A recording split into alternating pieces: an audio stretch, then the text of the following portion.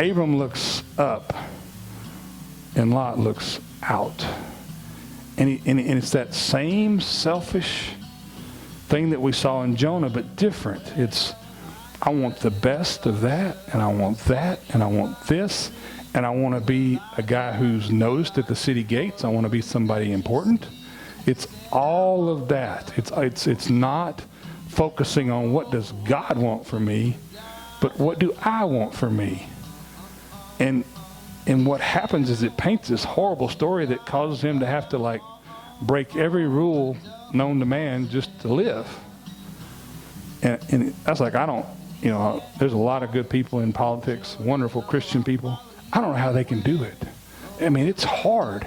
How do you walk in that world and negotiate things like, well, you'll have some bill passed by you that has, maybe it builds veterans homes and it takes care of the needy and does all this, and then over here there's abortion thrown in there with it. How do you navigate that?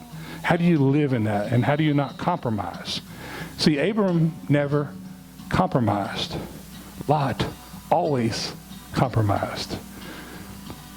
That's where we are today. How do we as a people of God? Because if we compromise and we show the world hypocrisy as a church, then how are we different? What do we have to offer? Why are we here?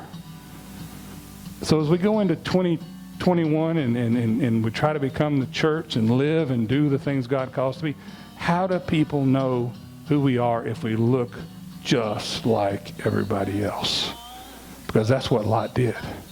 Lot was a saved soul. We figured that out because Peter said he was. But he didn't act like it. And to me, it all comes down to that final thing. What is God going to say, or what is Jesus going to say? Is he going to say, well done, my good and faithful servant? That's the end. That's the final moment, is that. Did I live in a way that I would be proud of, that God would bless me and say, thank you, son, for living like I wanted you to live? We have a good Father. He wants our very best for us. Eye has not seen, nor ear has heard, nor have entered into the heart of a man the things which God has prepared for those who love him.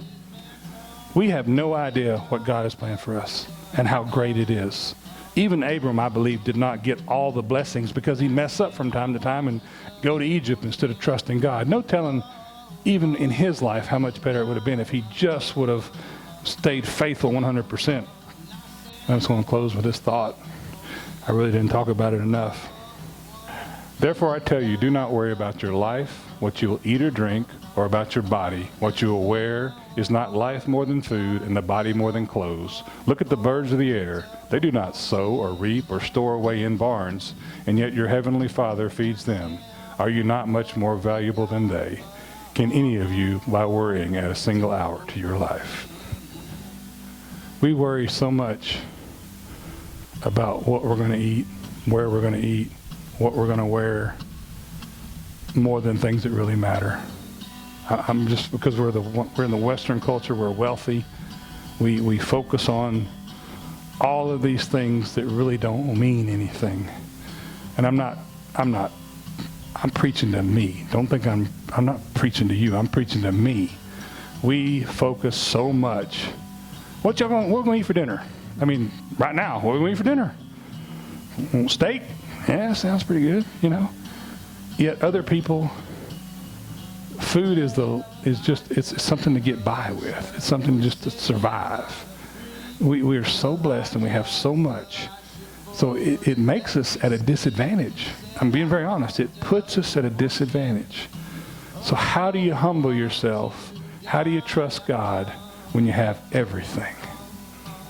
Seriously, when he's already blessed you so much, you've got to get that posture of worship mindset. Is this what God wanted me to do? Am I living for him? That's my question for you in 2021. Are you living for him? Are you trusting him? Or are you going to Egypt when there's a famine? Are you making yourself like Lot? I want to be on the city council. I want to be the one that people look at. Or I want to be the president of the company, or whatever it is. Is it selfish or is it of God? That's my message. Amen. He said,